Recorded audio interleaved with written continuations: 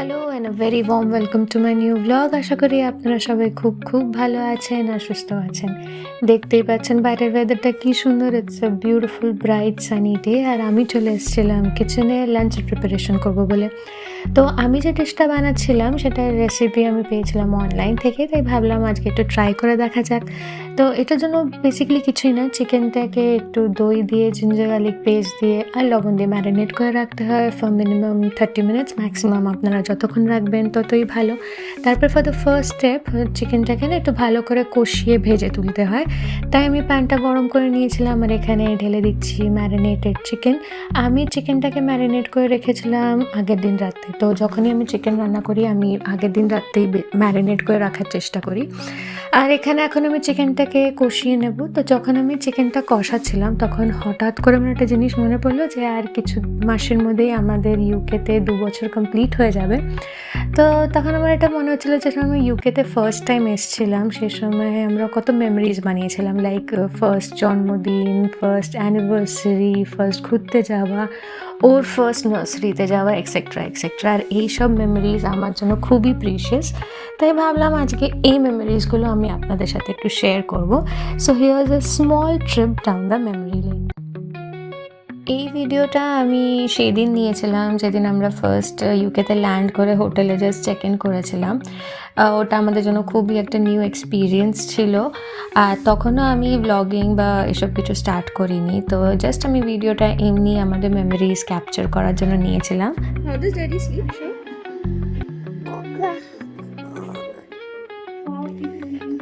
একটু টাইম লেগে গেল, দেখতেই পাচ্ছ এখানে। আরে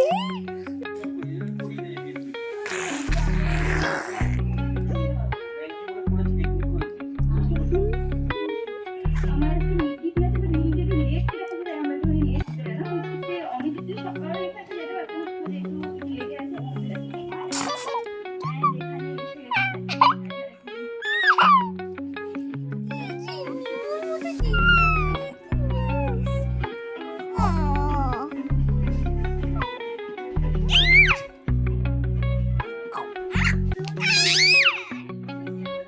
তো আমার মেয়ে তো খুবই খুশি ছিল। আমার মেয়ে যত খুশি ছিল ততই আমরা নার্ভাস ছিলাম, বিকজ তখন অবধি আমরা কোনো বাড়িঘর পাইনি। আর তাই আমাদেরকে এই হোটেল থেকে চেক আউট করে চলে যেতে হয়েছিল একটা এয়ারবিএনবিতে ফর আ মান্থ।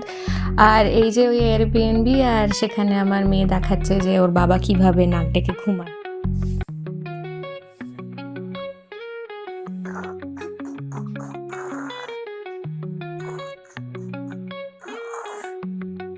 সেই এয়ারবিএনবিতেই এটা আমার জন্মদিন সেলিব্রেট করা হচ্ছিল, বাট আমার সেদিন একদমই ভাল লাগছিল না, বিকজ তখনও অবধি আমরা আমাদের বাড়ির হ্যান্ডওভার পাইনি। তো অনেক টাকা, টাইম সব কিছু ইনভেস্ট করা হয়ে গেছিলো, বাট আমরা একটা ডেড এন্ডের দিকে যাচ্ছিলাম।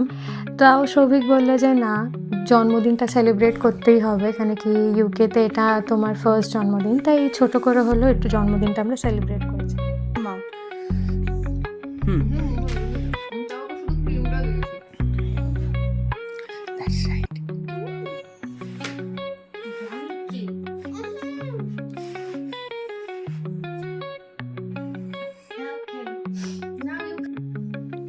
এক মাস মতো আমরা একটা এয়ারবিএনবিতে ছিলাম, তারপরে ফাইনালি 1 মাস পরে আমরা বাড়ির হ্যান্ডওভার পেয়ে যাই। So it was really a very big relief. আর সেদিন সৌভিক গেছিলো, আমি যাইনি, আমি মেয়ের সাথে এয়ারবিএনবিতে ছিলাম। আর সৌভিক গেছিলো কেন কি সেদিন ওই কিজের হ্যান্ডওভার নেওয়া ছিল, সেদিনই এগ্রিমেন্ট সাইন হয়েছিল। আর এই ভিডিওটা সৌভিকও করছিল, অ্যাজ ওয়েল অ্যাজ যে আমাদের ব্রোকার ছিল সেও করছিল। অ্যাকচুয়ালি এই ভিডিও বানানোর পারপাস ছিল যে আমাদেরকে কি কি প্রোভাইড করা হয়েছে, যেগুলো প্রোভাইড করা হয়েছে সেগুলো কীরকম কন্ডিশনে আছে, তাকে যখন আমরা বাড়িটা আবার হ্যান্ডওভার মানে ফেরত ওদেরকে দেবো তখন সেই জিনিসগুলো সেম কন্ডিশনে আমরা দিচ্ছি কি না, জাস্ট এসবের প্রুফ রাখার জন্য। তাই সৌভিকও রেকর্ড করছিল, প্লাস আমাদের ব্রোকারও রেকর্ড করছিল এখনও অবধি, তাই এই ভিডিওটা আমার কাছে আছে।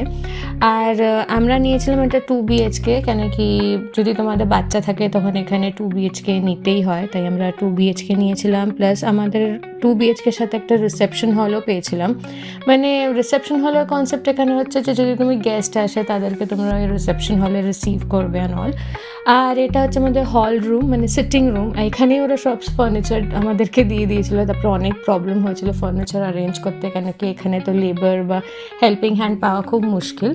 আর এটা হচ্ছে আমাদের কিচেন, মাইক্রোওয়েভটাও নতুন ছিল, প্লাস এখানে কাটলারিজ রয়েছে অনেক কিছু। আর সৌভিকও দেখছিল সব কিছু চেক করে করে, প্লাস ব্রোকারও দেখছিল যে কীরকম কন্ডিশনে দেওয়া হয়েছে। আমরা আগেও যতগুলো বাড়ি দেখেছি সেখানে দেখেছি যে এরকম কাটলারি, প্লেটস বা নর্মাল মানে কুকিংয়ের জন্য যে বেসিক জিনিসগুলো থাকে সেগুলো মোটামুটি প্রোভাইড করা হয়। আর এই যে নিচে একটা প্যান মতো দেয়া আছে, তো আমরা জাস্ট মানে এগুলো একটা কাউন্ট বা হিসাব রাখার জন্য দেখছিলাম। আর এখানে একটা ডাবল ডোর ফ্রিজ ছিল, আমাদের এখানে একটা ব্যাকইয়ার্ডও আছে পেছনে, প্লাস এখানে কিছু গ্লাসেস প্রোভাইড করা হয়েছিল। এটা আমাদের ওয়াশিং মেশিন। আর সৌভিক আরেকবার ফ্রিজটা চেক করে নিচ্ছে যে সব কিছু ঠিকঠাক আছে কি না। এরপর হচ্ছে আমাদের ফার্স্ট অ্যানিভার্সারি, যেটা আমরা ইউকেতে সেলিব্রেট করেছিলাম। আর সৌভিক একটা টি শার্ট পরে বসে আছে যেটার মধ্যে লেখা আছে লেভেল 5। তো এটা আমাদের 5th ইয়ার অ্যানিভার্সারি ছিল, যেটা আমরা ইউকেতে সেলিব্রেট করছিলাম। বাট ইউকে যখন ফার্স্ট যে 1 বছরে আমাদের যা সব জন্মদিন বা অ্যানিভার্সারি সব আমরা বাড়িতেই সেলিব্রেট করেছিলাম, আমরা কোথাও যাইনি। বিকজ জিনিসপত্র আমাদের জন্য খুব নতুন ছিল, প্রসেস করতে একটু টাইম লাগছিল এসব নিয়ে, তাই আমরা ছোটোখাটো করে বাড়িতেই সেলিব্রেট করে নিচ্ছিলাম সব কিছু। বাট ইন্ডিয়াতে যখন ছিলাম আমরা, তখন আমরা সব অ্যানিভার্সারিতে বা বার্থডেতে ট্রাই করতাম যে আমরা কোনো একটা ছোটো আউটিংয়ের জন্য অ্যাটলিস্ট স্টেকেশন বা এক রাতের জন্য কোথাও একটু ঘুরে আসি। তো এখন আবার ইউকেতে আমরা এটা স্টার্ট করেছি। আর এখানে যে কেকটা দেখছেন, এই সেম কেক আমার জন্মদিনেও এসেছিলো। এই কেকটা আমরা নিয়ে এসেছিলাম অ্যাজডা থেকে, বাট তখনও আমরা জানতাম না যে এখানে কেক শপস কোথায় কি আছে না আছে। তো অ্যাজডার এই কেকটা আমার খুব ভালো লেগেছিলো, তাই আমি কেকটা নিয়ে এসেছি।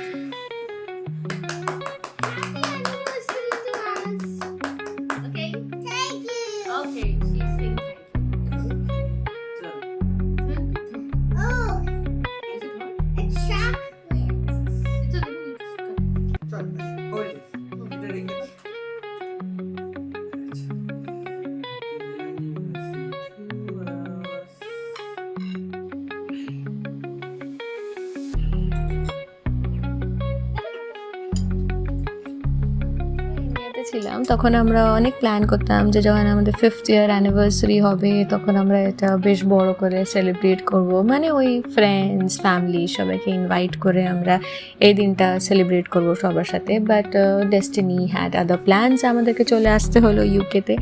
আর এখানে আমরা সেলিব্রেট করছি আমাদের অ্যানিভার্সারি 3 জন মিলে, আর কেউই ছিল না। তো সেদিন আমরা একটু আমাদের ফ্যামিলিকে মিস করছিলাম, যদি ওরা থাকতো পাশে তাহলে বেশ ভালোই লাগতো। আর আমার মেয়ের তো চকলেট কেক খেতে খুবই ভাল লাগে, তো এই কেকটাই আমি আমার জন্মদিনেও আনিয়েছিলাম। তো আমার ওদের ভাল লেগেছিলো বলে এই কেকটা আমরা অ্যানিভার্সারিতেও রিপিট করাই। তো ওই চকলেট কেকের ওপরে টপিংগুলো খুঁটিয়ে খুঁটিয়ে খাচ্ছিল। আর এরকম ফায়ার ক্র্যাকার্স পাওয়া যায়, তো ও বেচারা ধরতে চাইছিল, বাট অনেক ছোট ছিল তাই ওকে ধরতে দিয়ে। What do you do by going to school? Take a picture. Oh, very cute. All the best. ঠাকুর নমো করো। Namo, namo, namo, namo. আর এটা হচ্ছে ওর first day of nursery, not first day of school, but still একটা big change ওর জন্য আমার জন্য। আমি তো খুবই নার্ভাস ছিলাম যে ও এতক্ষণ নার্সারিতে থাকবে, অ্যাডজাস্ট করতে পারবে কিনা, বাট ওকে দেখে তো একদমই লাগছে না যে ও সেদিন একটুও নার্ভাস ছিল। Oh, did you say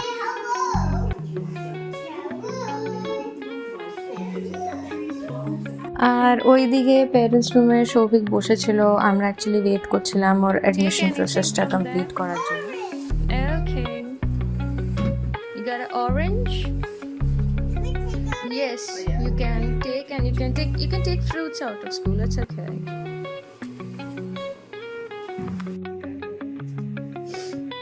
তারপরে হচ্ছে আমার মেয়ের ফার্স্ট জন্মদিন, যেটা আমরা ইউকেতে সেলিব্রেট করেছিলাম। আর ফার্স্ট টাইম আমি এত কিছু একা হাতে রান্না করেছিলাম।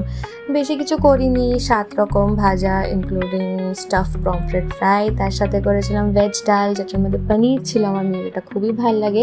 তার সাথে ছিল চিকেন, চিংড়ি মাছের মালাই কারি, চাটনি, পায়েস আর 5 রকমের মিষ্টি, যেটা ফাইনালি আমরা এখান থেকে জোগাড় করতে পেরেছিলাম। কেন কি এতদিন থাকার পরে আমরা জেনে গেছিলাম যে ইন্ডিয়ান স্টোরসগুলো কোথায় আছে।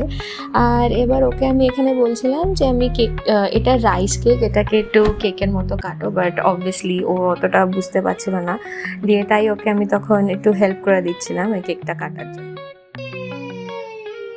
Do you like your rice cake? Yeah. ওকে এটা খাইয়ে দাও একটুখানি ডাল দিয়ে আর You want it? Can you eat them all? Yes, you will eat all. She's gonna eat all. Okay, all. You will eat all. All. All of this. You eat all of this. Even the sweets. I want sweet. Okay. So আমি first ওকে কি 5 রকম ভাজা দিয়ে আগে মেখে দেবো তো?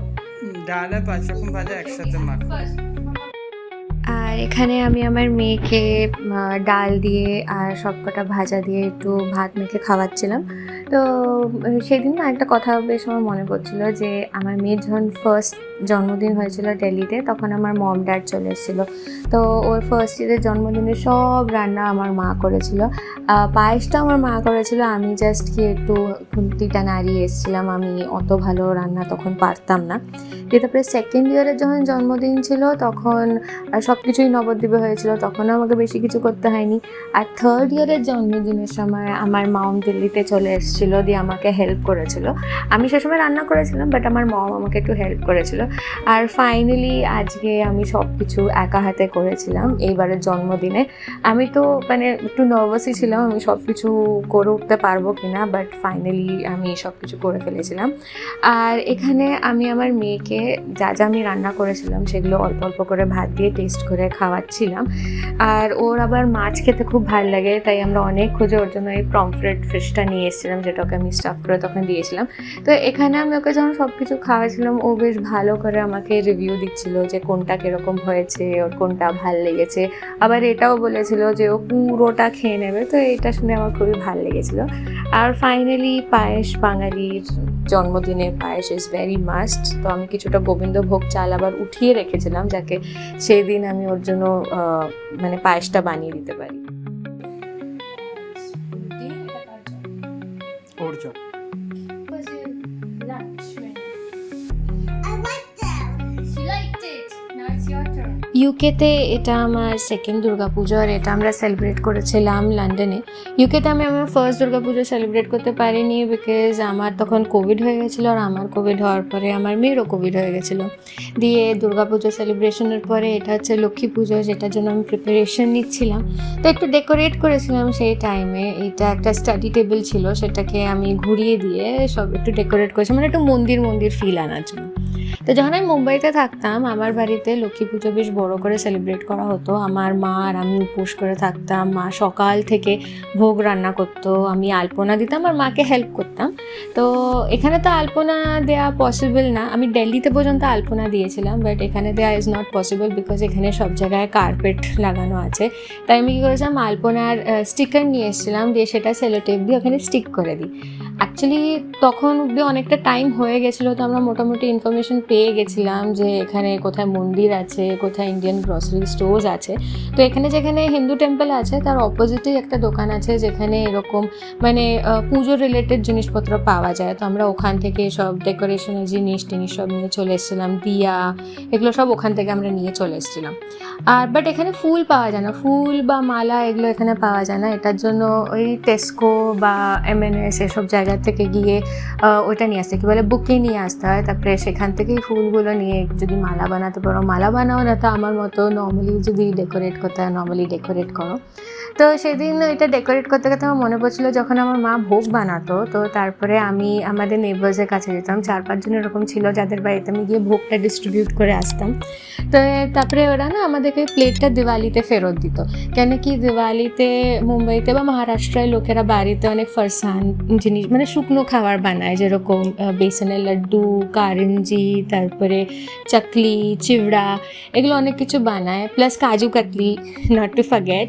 তো তখন আমি খুব এক্সাইটেড থাকতাম, যখন আমি প্লেটসগুলো দিতাম তখন আমি জানতাম দিওয়ালিতে প্লেটসগুলো একদম মানে ফরসানে ভর্তি আসবে। তো খুব ভালো লাগতো সেই টাইমটা, একদম ফেস্টিভ মুড থাকতো। তাই আমি ভাবলাম যে ইউকেতে যখন আমি লক্ষ্মী পুজো সেলিব্রেট করছি, তো আমার মা যেরকমভাবে সেলিব্রেট করতো ভোগ টোগ রান্না করে, সেরকমভাবে একটু ভালো করেই করি যখন আমার কাছে এখন অ্যাক্সেস আছে জিনিসপত্র। আর এখানে আমার ডেকোরেশন মোটামুটি কমপ্লিট করে ফেলেছি। দিয়ে তারপরে আমি যে ভোগগুলো রান্না করেছিলাম, শেষ দিনও আমি একটু ভোগ টোগ রান্না করেছিলাম, সেটা আনতে চলে গেছিলাম। বেশি কিছু ভোগ রান্না করিনি, জাস্ট একটু খিচুড়ি করেছিলাম, 5 রকমের ভাজা করেছিলাম, তার সাথে একটু লুচি করেছিলাম, আলুর দম করেছিলাম, পনির করেছিলাম, চাটনি করেছিলাম, পায়েস করেছিলাম, আর ওই ফল টল কেজেছিলাম। আর ওখান থেকে একটা দোকান আছে এখানে, সেখান থেকে মিষ্টি টিষ্টি নিয়েছিলাম। তো এইটুকুই ছিল সেবার আমাদের লক্ষ্মী পুজো। আর লক্ষ্মী পুজো যেতে যেতে চলে আসলো উইন্টার সিজন। আর আমি ইউকেতে আমার লাইফের ফার্স্ট স্নোফল এক্সপিরিয়েন্স করেছিলাম। তো যে সময় স্নোফল হবে সে সময় মানে একটা ওয়েদার রিপোর্ট আসে ফোনে যে এই টাইমটা এক্সপেক্ট করা যেতে পারে, এই টাইমে স্নো হবে, তো পড়বে বেসিক্যালি। তো আমরা সবাই জেগেছিলাম, বিকজ রাত্রি 12টা বা 12:30 এরকম কিছু একটা টাইম ছিল। তারপরে যেই স্নোফল স্টার্ট হলো আমি আর মেয়ে বেরিয়ে গেলাম, সৌভিক আসেনি আমাদের সাথে, আমি আর মেয়ে রেডি হয়ে বেরিয়ে গেলাম। দিয়ে একটু হাঁটলাম এদিক ওদিক, দিয়ে একটু স্নো টো নিলাম হাতে, দিয়ে তাড়াতাড়ি আবার ফেরতও চলে এসেছিলাম, বিকজ ফার্স্ট টাইম আমার মেয়ের জন্য বাই চান্স যদি আবার শরীর খারাপ হয়ে যায়। তো স্নোফল এক্সপিরিয়েন্স করার পরে ওখানে আমরা সেলিব্রেট করি আমাদের ফার্স্ট ক্রিসমাস, যে সময় আমি একটা বড় ক্রিসমাস ট্রি কিনে নিয়ে আসি আজটা থেকে।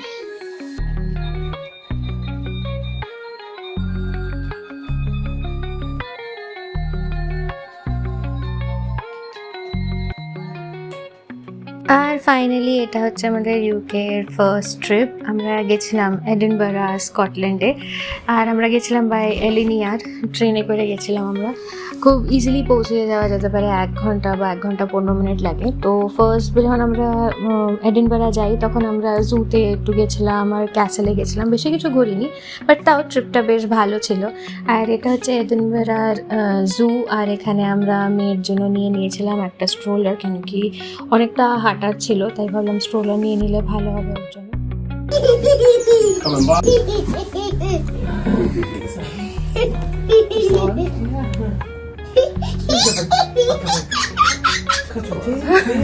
তো আমার মেয়ের আওয়াজটা শুনতেই পারলেন, ওরা খুব এক্সাইটেড হয়ে গেছিলো সেদিন জুতে গিয়ে। আর আমরা অনেক কিছু দেখলাম, ওখানে রাইনোসেরাস ছিল, লায়ন ছিল, তারপরে একটা জায়গা ছিল যেখানে ক্যাঙ্গুরুর পাশ দিয়ে একদম হেঁটে চলে যাওয়া ছিল, মানে কোনো কেজ স্টেজে যে ক্যাঙ্গুরু আছে এরকম না। তো বেশ ভালো এক্সপিরিয়েন্স ছিল ওখানে জুতে গিয়ে, বেশ ভালো লেগেছিলো। তো সব মেমোরিজ দেখানোর পরে এখন back to my current situation, যেখানে আমি কিচেনে লাঞ্চের প্রিপারেশন নিচ্ছি।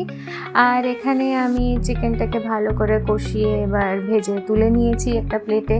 আর এখানে মাঝখানে একটা স্টেপ আছে যেটা আমি রেকর্ড করতে ভুলে গেছিলাম, সেটা হচ্ছে যে এখানে পেঁয়াজ আর একটু রসুন ভেজে নিতে হয়। ভেজে নিয়ে ওটাকে ভালো করে ঠান্ডা হয়ে যাওয়ার পরে একটা পেস্ট বানিয়ে নিতে হয়। তারপরে ওটার মধ্যে দিয়ে দিতে হয় একটু ধনেপাতা আর একটু মিন্ট, দিয়ে আবার ওটাকে ভালো করে একটু মানে পেস্ট বানিয়ে নিয়ে ওটা মানে এই চিকেনটা একটা বেস বা গ্রেভি হবে আর কি। আর এক সাইডে আমি প্রিপারেশন নিয়ে নিই একটু জিরা রাইসের জন্য। আমার চিকেনের সাথে জিরা রাইস খেতে খুব ভালো লাগে। তো এটার মধ্যে আমি বেশি কিছু দিই না, জাস্ট একটু ঘি দিই, একটু জিরের ফোড়ন দিই, তার সাথে আমার মটরশুঁটি দিতে খুব ভালো লাগে, আমার মটরশুঁটির গন্ধ খুবই ভালো লাগে। তো আমি আর কিছু দিই না, জাস্ট মটরশুঁটি দিয়েছিলাম, গাজর টাজর কিছু দিইনি। তারপরে ওটাকে ভালো করে নাড়িয়ে নিয়েছিলাম।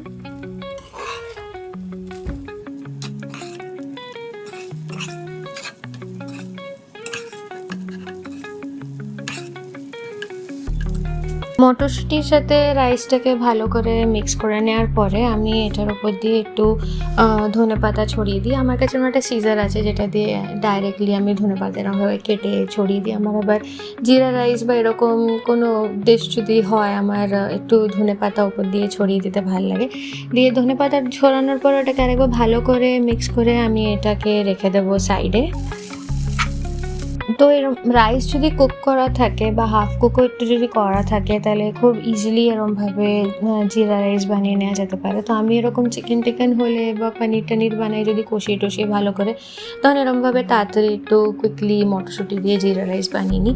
তো ওইদিকে আমি জিরা রাইস ঢেকে দিয়েছি, আমার ওই পার্টটা কমপ্লিট। এবার আমি আমার চিকেনটা ফিনিশ করব।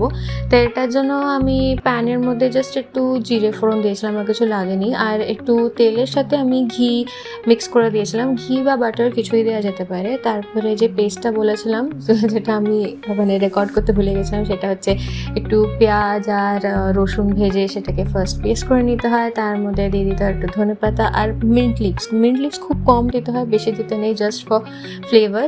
দিয়ে এটাকে এই প্যানের মধ্যে আমি ঢেলে দিয়েছি, এটাকে ভালো করে কষাতে হবে। এটা এই চিকেনের গ্রেভি বা বেস বলতে পারো। এই ডিশটা এমনিতে বেশি গ্রেভি হবে না, অনেকটা মাখাই হবে, বাট এটাকে একটু ভালো করে কষাতে হয়। আর আমি ততক্ষণে চলে গেছিলাম যেই জারে আমি এই পেস্টটা বানিয়েছিলাম সেটার মধ্যে জল ঢালতে। মাকে দেখেছিলাম যে যখনই মা এরকম মিক্সার গ্রাইন্ডারে কিছু পেস্ট বানাতো, তো লাস্টে মা একদম জল টল দিয়ে এটাকে ভালো করে নাড়িয়ে তারপরে ঢেলে দিত, যাতে জিরো ওয়েস্টেজ। তো আমিও আমার মার পাথই ফলো করছি, একদম জিরো ওয়েস্টেজ। তো এখন যেটুকু ছিল জারে সেটা জল মিক্স করে আবার দিয়ে দিয়েছি, একটু লিকুইড হয়ে গেছিলো, বাট কষালে ওটা তারপরে ঠিক হয়ে যাবে। আর এখন আমি এটা কষানো স্টার্ট করে দিয়েছি। আমি একটু বেশি জল ঢেলে দিয়েছিলাম, তাই আমার চিকেনটা এই গ্রেভিটা কষাতে একটু বেশি টাইম লেগেছিলো। বাট ফাইনালি আমার গ্রেভিটা কষানো হয়ে গেছিলো। দিয়ে তার মধ্যে এবার আমি দিয়ে দিচ্ছি চিকেনটা, যেটা আমি ভেজে তুলে রেখেছিলাম সাইডে। দিয়ে এটা তারপরে ওই গ্রেভিতে দিয়ে ভালো করে এটাকে একটু নাড়িয়ে নিতে হবে, 2-3 মিনিটের জন্য একটু কষিয়ে নিতে হবে। তারপরে আবার স্লোতে রেখে দিতে হবে যতক্ষণ না এটা তেল ছাড়ছে আর চিকেনটা একটু সফট হয়ে যাচ্ছে। আর লাস্টে নামানোর আগে একটু ওপর দিয়ে আপনারা চাইতো গোলমরিচের গুঁড়ো দিয়ে দিতে পারেন, একটু লেবুর রস দিয়ে দিতে পারেন। আমি গোলমরিচের গুঁড়ো আর লেবুর রস অ্যাড করেছিলাম, বেশ ভালো লেগেছিলো খেতে। তো ফাইনালি চিকেনটা এরকম হয়েছিল দেখতে। আর আমার চিকেন রান্না কমপ্লিট, খারাপ হয়নি খেতে, বেশ ভালো ছিল। তার সাথে তো আমার জিরা রাইসও রেডি। তো এবার লাঞ্চের প্লেটিং করে নিই। একটু প্লেটে ভালো করে সাজিয়ে খেতেও ভাল লাগে। তো এখানে আমি নিয়ে এসেছি আমার জিরা রাইস, তার পাশে নিয়েছি আমি চিকেন। আমি আর কিছু বানাইনি, আর তার সাথে জাস্ট আমি একটু স্যালাড কেটেছিলাম আর একটু পাপড় ফ্রাই করে নিয়েছিলাম। Simple lunch. আর তার সাথে অবশ্যই আমার রায়তা খেতে খুব ভালো লাগে, তো আমি একটু নিজের জন্য রায়তা বানিয়ে নিয়েছিলাম। তো এইটুকুই ছিল আমার সেদিনের লাঞ্চের মেনু, আর এইটুকুই ছিল আজকের ব্লগ। তো যদি আপনাদের এই ব্লগে কিছু ভালো লেগে থাকে, then do like, share and subscribe my channel. আর যেটা সবসময় বলি, ভালো থাকবেন, সুস্থ থাকবেন। দেখা হচ্ছে আপনাদের সাথে খুব শিগগিরই নেক্সট একটা ব্লগে। Till then, take care.